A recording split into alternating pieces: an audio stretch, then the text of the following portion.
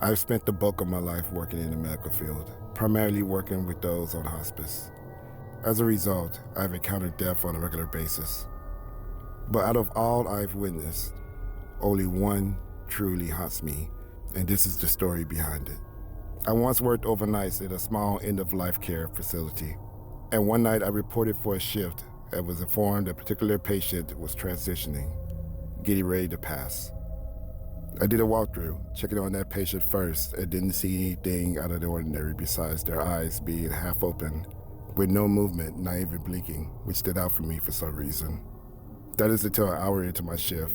I go to administer the comfort meds, and as I approached them, they glanced up at me with a look of pure terror, horror in their eyes. I gave them their meds and stroked their head, telling them it'll be okay, but they still looked uneasy. So I sat with them in their room thinking maybe they were afraid of dying alone, and waited for the meds to kick in to help them calm their nerves. However, that never happened. I sat by for the majority of the night watching their breathing cease, and they turned completely gray long enough to make me think this is it.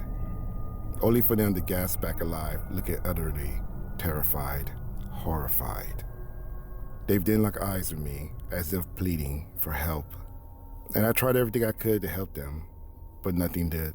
At the end of my shift, they were still alive, but that same look in their eyes I'll never forget. It's been burned into my memory. I don't know what they saw, and I'm not a religious person, so I'm not implying it was hell or anything like that. All I can say is wherever it was frightened them to the point they fought death on hours on end to avoid it, and I hope I never see it.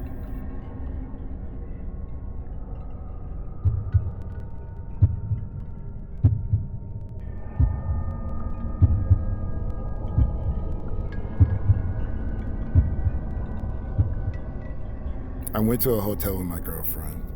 I was drinking and got pretty drunk, but my girlfriend didn't drink at all.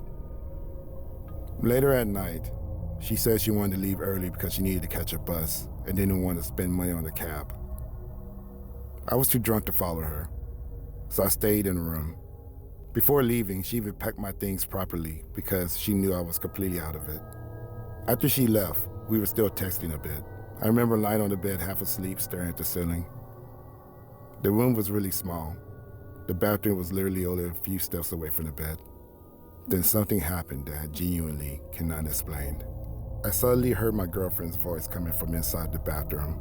At first, it sounded completely normal. She was asking me things like what time I was going home and saying maybe I should just stay longer. Her voice sounded exactly like her. Not similar. Exactly like her. Then the way she spoke slowly became more seductive and weirdly playful, like she was trying to get my attention. The scariest part is, I replied back to it. I was actually having a conversation with whatever was inside that bathroom because I fully believed my girlfriend was still in there. I remember feeling confused because I thought she had already left, but my drunk brain just accepted it. Then suddenly my phone notification went off beside me. I looked at my phone. It was my girlfriend texting me. "Did you get home yet?" The second I read the message, I swear all of the drunkenness disappeared instantly.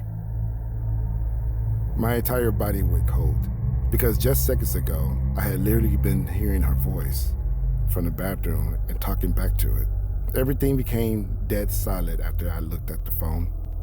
Then out of nowhere, the toilet flushed by itself. I froze completely. I didn't even want to move. I remember my heart beating so hard in my chest. After a few seconds, I forced myself to check the toilet because my brain was desperately trying to find a logical explanation. But when I checked it, there wasn't even enough water left for another flush. That's why I genuinely panicked. My hands were shaking while grabbing my stuff. I didn't even look around the room properly because I felt this horrible feeling, like something was watching me and waiting for me to react to it. Before leaving the hotel, I confronted one of the workers and told them what happened. What scared me even more was how calm he reacted. He just casually told me that the hotel has had disturbances before and said that as long as I don't pay attention to them, I'll be fine. Like, bro, what do you mean, don't pay attention? I left immediately and booked a cab. Even inside the car, I kept replaying everything in my head, trying to convince myself it was just the alcohol.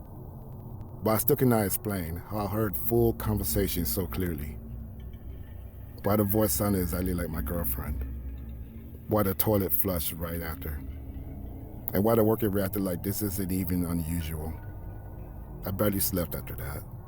Has anyone experienced something like this before? Can alcohol seriously make someone hear things this realistically? Or did I actually experience something paranormal? What was that?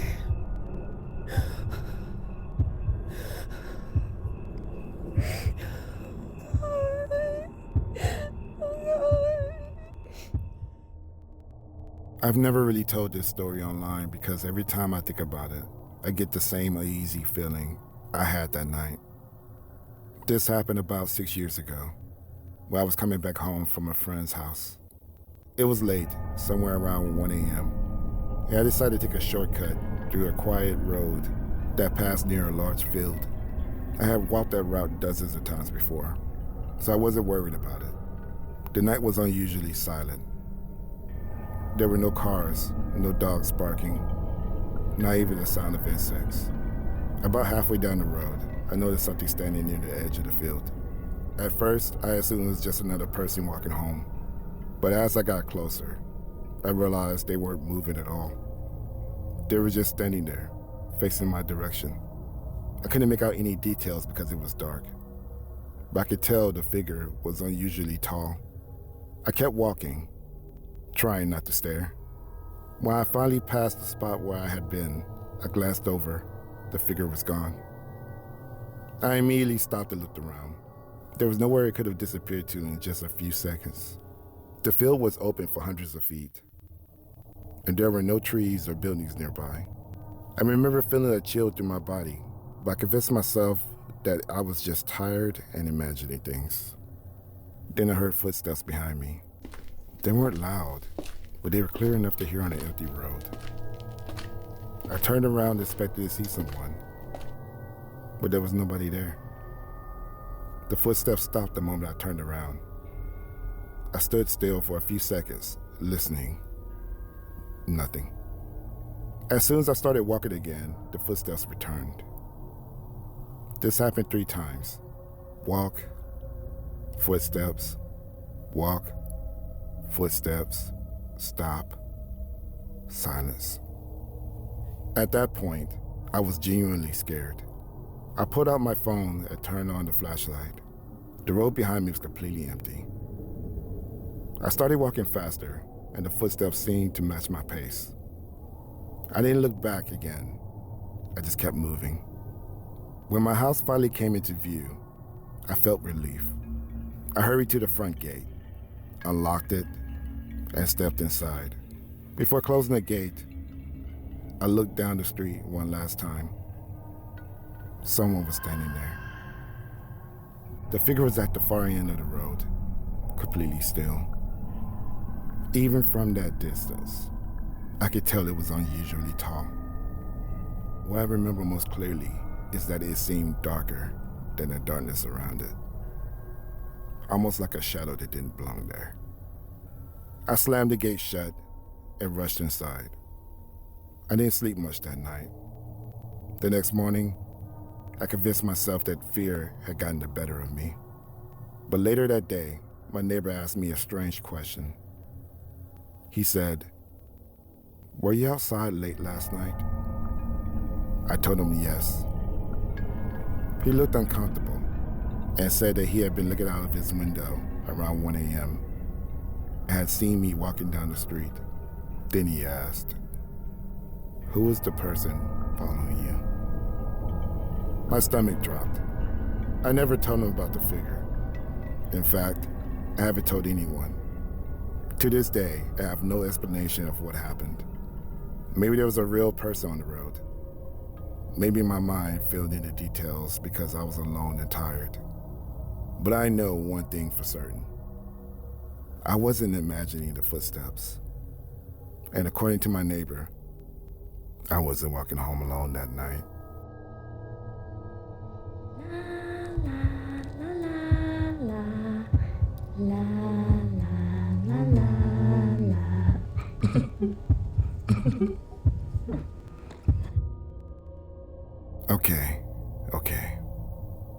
have a pretty interesting story. Please note, when this happened, I would have been around probably 19. I'm from Australia. I used to work for a 24/7 rural patrol station in a small town called Barham. It's on the Murray River, and if you don't know, there are quite a lot of spooky stories around that river. If you ask my local, they would have a story to tell. Anyway, when I started the job, I was told to mind the shadows that you may see get picked up on the security cameras. As these cameras were constantly recording, you could watch the cameras on a small TV behind the counter. My boss said they come and go around the petrol pumps, and sometimes the lights would go out over the pumps. He said to ignore it. You can stay in the back room until a customer walks in. When I asked why, what are they? In the most Aussie way possible, he goes, because they aren't customers. They aren't your friends.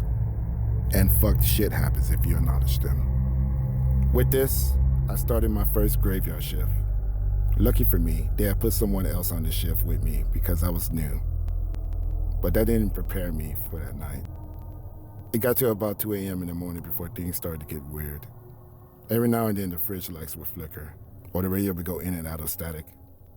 But what was truly unsettling was watching this figure on the camera going back and forth just over the edge where the overhead lights for the pump stopped, and beyond being pitch black roads.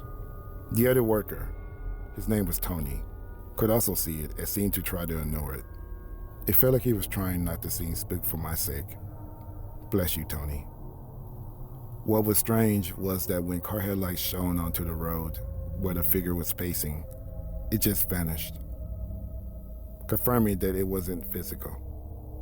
When the owner of the car finished filling up and came to the counter to pay, I tried my hardest not to look like I had just seen a ghost, but what the man said to me next just tipped me over that night. He said, "Just had my first experience with a ghost car. I see his tail lights, and then suddenly gone. Creepy shit out in the bush tonight." The understatement of the year. Needless to say, I am not ashamed to admit that I quit that job after 4 days, as I could not bring myself to work another night shift at that place. And still, to this day, I don't know how anyone could. It was a wild experience. Fast forward a few months later, and I had gone to a mate's house for a bonfire on his parents' property. We would call this a gato.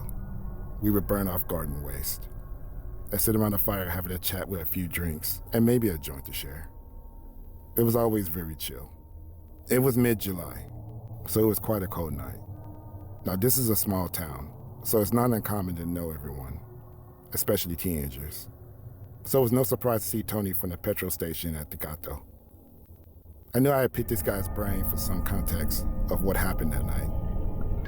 As soon as I sat down to chat with him, we got to talking. I remember him saying, "You know, you got out of that place at the right time." I asked him, "What was that? Did something happen?" He then said, "One of them managed to speak.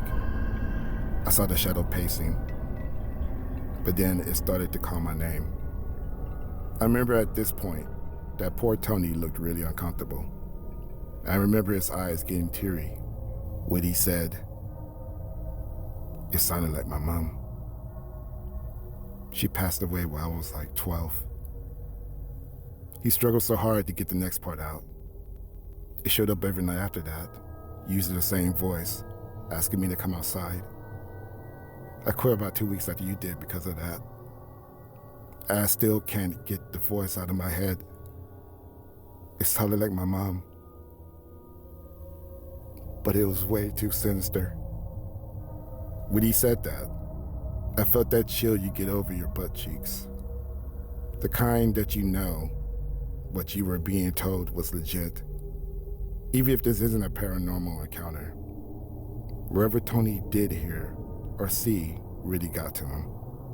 After that, a few more of us joined in the conversation. We talked about our encounters, other things we saw out in the bush. I now live in Magen, Brisbane. City life is completely different, but the paranormal doesn't stop. Ever since that night, I've had a huge interest in the paranormal. I started to find tools for skeptical thinking.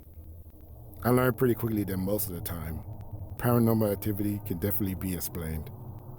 But I do have a few more stories of encounters I have had that I cannot explain to this day. But Barham will forever be the most haunted place I have ever lived. I'm convinced that the land is haunted there. I'm going back there in winter, back to the petrol station to see if I can capture this encounter again. If you'd like to hear more about my stories, please let me know. Thank you for listening to Relaxing Terror. Good night, sleep tight, and don't let the darkness fright.